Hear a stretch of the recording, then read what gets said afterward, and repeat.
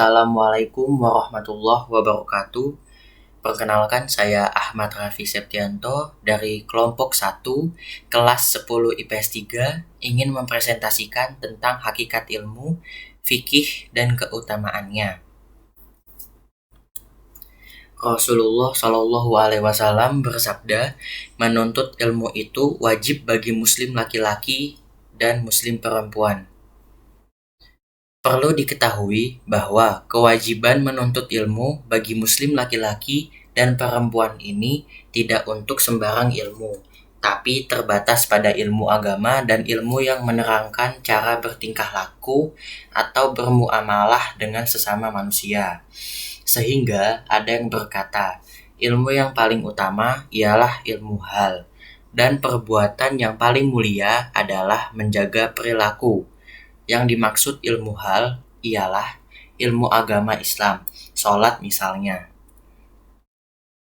Setiap orang Islam diwajibkan menuntut ilmu yang berkaitan dengan apa yang diperlukannya saat itu, kapan saja. Oleh karena setiap orang Islam mengetahui rukun-rukun dan syarat-syarat sahnya sholat, supaya dapat melaksanakan kewajiban sholat dengan sempurna. Setiap orang Islam wajib mempelajari atau mengetahui rukun maupun syarat amalan ibadah yang akan dikerjakannya untuk memenuhi kewajiban tersebut, karena sesuatu yang menjadi perantara untuk melakukan kewajiban, maka mempelajari wasilah atau perantara tersebut hukumnya wajib.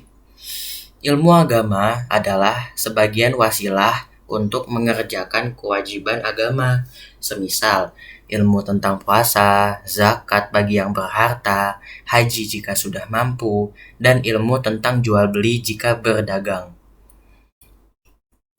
Muhammad bin Al-Hasan ketika ditanya mengapa beliau tidak menyusun kitab tentang zuhud, beliau menjawab, "Aku telah mengarang sebuah kitab tentang jual beli." Maksud beliau yang dikatakan zuhud ialah menjaga diri dari hal-hal yang syubhat atau tidak jelas halal haramnya dalam berdagang. Setiap orang yang berkecimpung dalam dunia perdagangan maka wajib mengetahui tata cara berdagang dalam Islam, supaya dapat menjaga diri dari hal-hal yang diharamkan. Setiap orang Islam juga harus mengetahui ilmu-ilmu yang berkaitan dengan hati, misalnya tawakal, tobat, takut kepada Allah, dan ridho.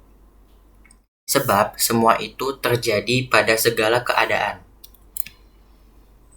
Tidak seorang pun yang meragukan akan pentingnya ilmu pengetahuan, karena ilmu itu khusus dimiliki umat manusia. Adapun selain ilmu itu bisa dimiliki manusia dan bisa dimiliki binatang. Dengan ilmu pengetahuan, Allah Ta'ala mengangkat derajat Nabi Adam alaihi salam di atas para malaikat. Oleh karena itu, malaikat diperintah oleh Allah agar sujud kepada Nabi Adam alaihi salam. Ilmu itu sangat mulia dan utama karena sebagai perantara atau sarana untuk berbuat baik dan bertakwa, yang dengannya manusia menerima kedudukan terhormat di sisi Allah dan keuntungan yang abadi. Sebagaimana dikatakan Muhammad bin Al-Hasan bin Abdullah dalam sebuah syair, "Belajarlah, sebab ilmu adalah penghias bagi pemiliknya dan sebuah keutamaan serta pertanda setiap perkara yang terpuji. Jadikan hari-harimu untuk menambah ilmu, dan berenanglah di lautan ilmu yang berguna. Belajarlah ilmu agama, karena ia adalah ilmu yang paling unggul, ilmu yang dapat membimbing menuju kebaikan dan takwa. Ilmu paling lurus untuk dipelajari, dialah ilmu yang menunjukkan kepada jalan yang lurus, yakni jalan petunjuk, yang dapat menyelamatkan manusia dari segala keresahan. Karena sesungguhnya seorang ahli ilmu agama yang waro' lebih berat bagi setan daripada menggoda 1000 ahli ibadah tapi bodoh.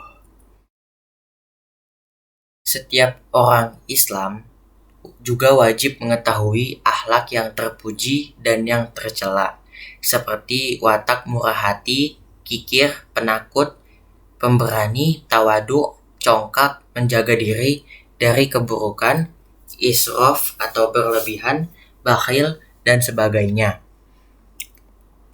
Karena sombong, kikir, penakut, dan israf adalah haram, dan tidak mungkin bisa terhindar dari sifat-sifat itu tanpa mengetahui kriteria sifat-sifat tersebut serta mengetahui cara menghilangkannya. Oleh karena itu, orang Islam wajib mempelajarinya.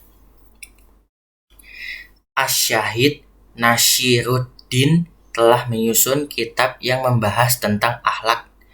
Kitab tersebut sangat bermutu dan perlu dibaca karena setiap orang wajib memelihara akhlaknya.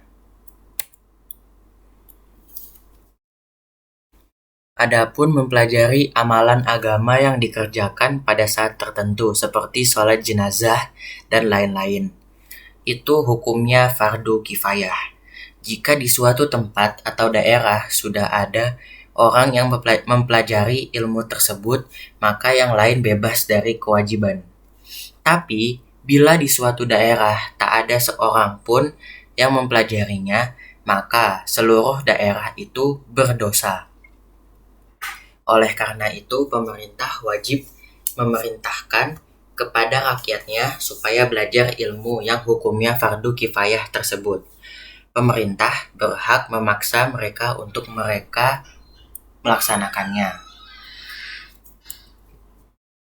Dikatakan bahwa mengetahui atau mempelajari amalan ibadah yang hukumnya fardu ain itu ibarat makanan yang dibutuhkan setiap orang, sedangkan mempelajari amalan yang hukumnya fardu kifayah itu ibarat obat yang mana tidak dibutuhkan oleh setiap orang dan penggunaannya pun pada waktu-waktu tertentu. Sedangkan mempelajari ilmu nujum itu hukumnya haram, karena ia diibaratkan penyakit yang sangat membahayakan, dan mempelajari ilmu nujum itu hanyalah sia-sia belaka, karena ia tidak bisa menyelamatkan seseorang dari takdir Tuhan. Oleh karena itu, setiap orang Islam wajib mengisi seluruh waktunya dengan berzikir kepada Allah, berdoa, memohon seraya merendahkan diri kepadanya, membaca Al-Quran, bersedekah, supaya terhindar dari mara bahaya. Boleh mempelajari ilmu nujum atau ilmu falak untuk mengetahui arah kiblat dan waktu-waktu sholat. Boleh pula mempelajari ilmu kedokteran karena ia merupakan usaha penyembuhan yang tidak ada hubungannya dengan sihir, jimat, tenung, dan lain-lainnya. Karena Nabi juga pernah berobat. Imam Syafi'i rahimahullah berkata, ilmu itu ada dua, yaitu ilmu fikih untuk mengetahui hukum agama dan ilmu kedokteran untuk memelihara badan. Ilmu ditafsiri dengan sifat yang dimiliki seseorang, maka menjadi jelaslah apa yang terlintas di dalam pengertiannya. Fikih adalah pengetahuan tentang kelembutan ilmu. Ujar Abu Hanifah, fikih adalah pengetahuan tentang hal-hal yang berguna, yang berbahaya bagi diri seseorang. Ujarnya lagi, ilmu itu hanya untuk diamalkannya, sedangkan mengamalkan di sini berarti meninggalkan orientasi demi akhirat. Maka seyogyanya manusia jangan sampai lengah diri dari hal-hal yang bermanfaat dan berbahaya di dunia dan di akhirat. Dengan demikian, dia akan mengambil mana yang bermanfaat dan menjauhi mana yang berbahaya, agar baik akal dan ilmunya tidak menjadi beban pemberat atas dirinya dan menambah siksanya. Aku berlindung kepada Allah dari murka dan siksanya. Banyaklah ayat-ayat Al-Quran dan hadis-hadis sahih dan masyhur yang mengemukakannya. Namun kali ini tidak kami kedepankan agarlah uraian kitab ini tidak terlalu berkepanjangan. Sekian dari saya, kurang lebihnya mohon maaf. Wassalamualaikum warahmatullahi wabarakatuh.